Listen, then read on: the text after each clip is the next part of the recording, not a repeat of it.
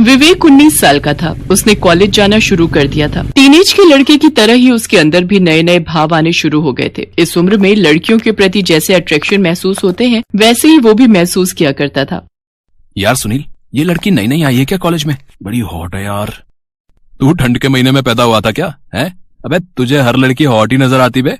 विवेक के दोस्त सुनील की बात सुनकर वहाँ खड़े उसके सभी दोस्त हंसने लगे। लेकिन वो कहते हैं ना कि हर बात की एक सीमा होती है। सीमा के बाहर कोई भी चीज बुराई का रूप अख्तियार करने लगती है। एक रात की बात है, बाहर बारिश हो रही थी और वो मोबाइल में कोई गाना देख रहा था। यार ये हीरो लोग का सही है यार, जब चाहे किसी भी हीरोइन के साथ रोमांटिक सीन कर लेते हैं यार। एक हम लोग हैं जिनकी जिंदगी में सूखा पड़ा हुआ है। विवेक के घर से कुछ दूरी पर उसके दूर के एक चाचा रहते थे। चाचा ने 3 महीने पहले ही शादी की थी। चाचा ने बहुत लेट शादी की थी, इसलिए चाची की उम्र उनसे बहुत कम थी। जहाँ चाचा 43 साल के थे तो चाची मात्र 28 साल की। किन्हीं कारणवश विवेक न तो उस शादी में जा पाया था और न ही अपनी चाची शांति से अब तक मिल पाया था। एक दिन की बात है, विवेक को अपने चाचा से कुछ काम था, इसलिए वो उनके घर गया। उस समय उसके चाचा घर पर नहीं थे। संयोग से घर का दरवाजा खुला हुआ था तो वो सीधे घर में एंटर कर गया। चाचू चाचू। विवेक ने चाचू चाचू की आवाज लगाई, लेकिन उसके चाचू कहीं दिखाई नहीं दिए। ये चाचू कहाँ चले गए? विवेक वापस घर लौटने वाला था, तभी उसके कान में एक मीठी आवाज सुनाई दी।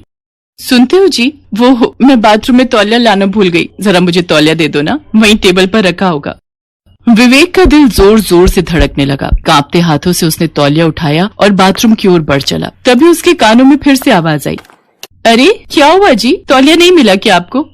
विवेक बाथरूम के पास पहुंचा और उसने शांति को तौलिया दिया। शांति ने बाथरूम से अपना हाथ निकाला और तौलिया ले लिया। विवेक की नजर शांति के गोरे गोरे हाथों पर गई तो उसके दिल की धड़कन एक बार फिर से धड़ धड़ धड़कर करके धड़कने लगी। वो अपने ख्यालों में खोया हुआ था। तभी शांति हल्के भीगे बालों में बाथरूम के बाहर निकली। शांति ने एक अनजान लड़के को बाहर देखा तो वो डर गई।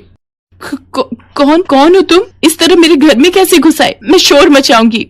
शांति चिल्लाने ही वाली थी कि तभी विवेक के चाचा वहाँ आ गए।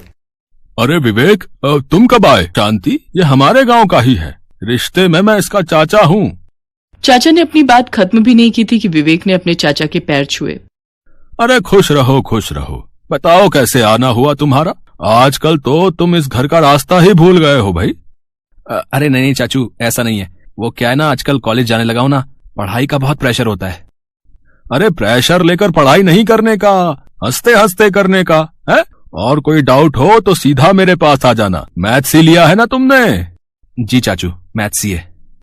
शांति, विवेक बहुत दिनों के बाद अपने घर आया है, तुम इसे कुछ खिलाओगी नहीं? अरे नहीं चाचू, मैं कॉलेज के लिए लेट हो जाऊंगा। वो पापा ने आपको ये पेपर देने के लिए कहे थे, वही लेकर आया हूँ। विवेक अपने चाचा के यहाँ से पेपर देकर चला गया, लेकिन चाची के